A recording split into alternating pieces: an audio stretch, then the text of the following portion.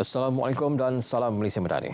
Arena bola sepak negara berduka dengan pemergian seorang lagi bekas pemain kebangsaan, Muay Kok Hong, yang menghembuskan nafas terakhir pagi tadi. Bekas pemain Pulau Pinang era 90-an itu meninggal dunia akibat komplikasi jantung. Persatuan Bola Sepak Malaysia FAM mengucapkan takziah kepada keluarga Muay Kok Hong yang pernah menyarung jersey skuad Harimau Melaya pada kempen Piala Tiger 1998 dengan aksi pada perlawanan pertama menentang Singapura di Hanoi di bawah kendalian Hatem Soesi. Selain itu, Kok Hong turut beraksi perlawanan persahabatan antara pilihan Malaysia bertemu Arsenal di Stadium Nasional Bukit Jalil pada 1999. Mendiang pasti diingati ketika menjaringkan gol penyamaan Pulau Pinang membantu pasukan meraih kejuaraan Liga Perdana 1 tahun 1998. Semalam, negara kehilangan seorang legenda bola sepak, Khalid Ali, yang meninggal dunia pada usia 66 tahun. Menteri Belia dan Sukan, Hannah Yeoh, menyifatkan Dato' Azizul Hasni Awang memiliki mentaliti yang hebat. Jaguar berbasikal negara itu akan terus mendapat dukungan daripada kementerian. The Pocket Rocketman terpaksa menarik diri penentuan peringkat gangsa acara pecut individu Piala Negara-Negara UCI di Adelaide sehari selepas memenangi emas acara Kirin. Secara keseluruhan, prestasi atlet itu di Australia menyalahkan tahap kekuatan mentalnya meskipun mengalami masalah kesihatan berkaitan jantung. Masalah kesihatan ini bukan semua orang nak, bukan pilihan Dato' Azizul, tetapi kita nak menyokong beliau kerana saya lihat kesihatan mental beliau sangat kuat, dan walaupun dalam keadaan seperti ini beliau masih boleh muncul sebagai juara. Itu sebab kita nak teruskan bagi sokongan pada Dato' Azizul. Jangan risau pasal kesihatan, yang itu doktor semua ada. I just want to assure that the medical team around him is there. 2 tahun lalu, Dato' Azizul Hasni menjalani pembedahan jantung terbuka di sebuah hospital di Melbourne. Keputusan pelantikan Ketua Jurulatih Skuad Hoki Kebangsaan dijangka dibuat hujung bulan ini. Presiden Konfederasi Hoki Malaysia MHC, Datuk Seri Subhan Kamal berkata peluang dibuka kepada mana-mana individu untuk memohon jawatan yang sebelum ini disandang Arul Selvaraj. Menurutnya, Arul sendiri boleh memohon semula jawatan itu selepas iklan tersebut disiarkan di media sosial badan induk itu semalam.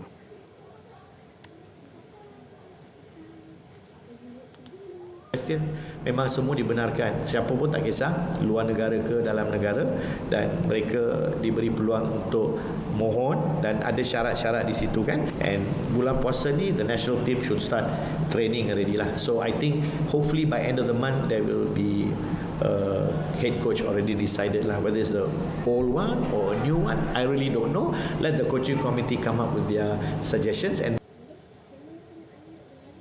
Jawatan Kuasa Kejurulatihan MHC akan meneliti permohonan sebelum menyenarai pendek dan mengemukakan kepada lembaga eksekutif untuk membuat keputusan. Tarikh permohonan bagi iklan tersebut akan berakhir pada 16 Februari ini. Terdahulu, Arul direhatkan selaku pengendali selepas gagal membimbing Speedy Tigers melayakkan diri ke Sukan Olimpik Paris.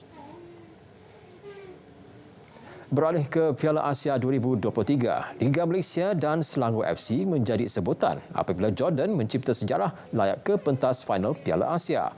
Ini susulan 4 pemain Jordan pernah bermain dan ada yang masih beraksi di kancah Liga Super.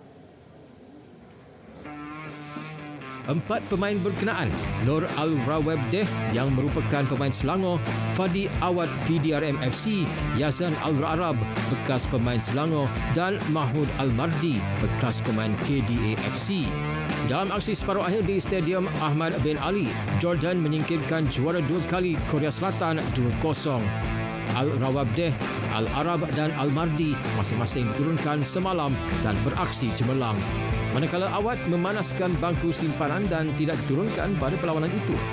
2 jaringan Jordan hadir pada babak kedua disempurnakan Yazan Al-Naimat dan Mausa Al-Tamari, sekaligus membawa skuad The Chivalrous ke final Piala Asia buat kali pertama. Kekalahan itu menyaksikan Korea Selatan bimbingan Jurgen Klinsmann gagal dalam misi menamatkan penantian 64 tahun memenangi gelaran ketiga. Iran akan turun menentang juara bertahan Qatar dalam aksi separuh akhir Piala Asia di Stadium Al-Thumama malam ini. Pemenang pertemuan berkenaan akan layak ke final bertemu Jordan. Perhitungan malam ini cukup penting bagi tim Melili untuk mara ke final buat kali pertama selepas hampir 50 tahun, sekaligus mengubati kekecewaan hasil daripada penyingkiran pada peringkat yang sama dalam edisi lalu. به هر حال بازی توی مرحله حساس‌ترین بازیه دیگه، یعنی شما زحمات 5 تا بازی گذشته روی این بازیه که به نتیجه میرسیم. خب ما بازی قبلی رو بعد بازی با بازیکن‌ها صحبت کردیم که در دوره‌های گذشته هم شما به این مرحله رسیده بودید. مهم اینه که شما این بازی رو فراموش کنید و به بازی قطر فکر کنید. Bagi Ketua Jurulatih Qatar, Marquez Lopez, dia menjagakan aksi yang sengit menentang Iran. Namun, Qatar bersedia mematahkan jentera serangan lawan mengikut perancangan pasukan. Iran muncul juara 3 kali berturut-turut bermula edisi 1968 dan kali terakhir mereka layak ke final adalah pada tahun 1976. Sementara itu, penolong pengadil dari Malaysia, Muhammad Zairul Khalil Tan, terpilih sebagai pegawai perlawanan separuh akhir Iran menentang Qatar malam ini. Ini merupakan penampilan ketiganya menjalankan tugas tersebut. Zairul akan berfungsi selaku penolong pengadil 2. Dia akan membantu pengadil dari Kuwait, Ahmad Alali dan rakan senegaranya, Abdul Hadi Al-Anezi sebagai penolong pengadil 1.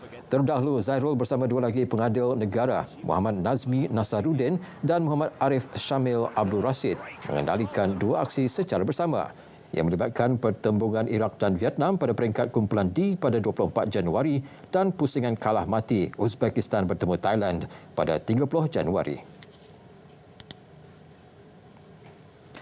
Kecederaan triceps dialami penerjun elit negara. Nur Dapita Sabri memusnahkan impiannya untuk menempah slot ke Olimpik Paris 2024 bersama Datuk Pandalela Rinong.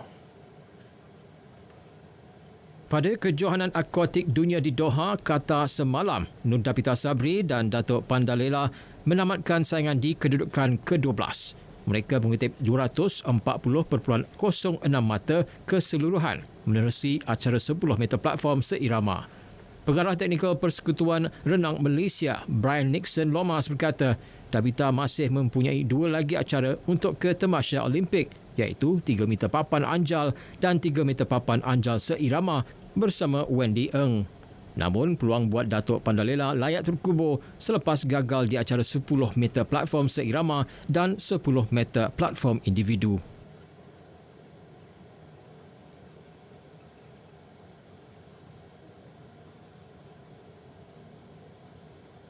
Sekian, Stadium RTM dan berita perdana. Dari sungai ke segara, Palestin pasti merdeka. Saya Otto Othman, Malaysia Madani, tekad perpaduan, penuhi harapan.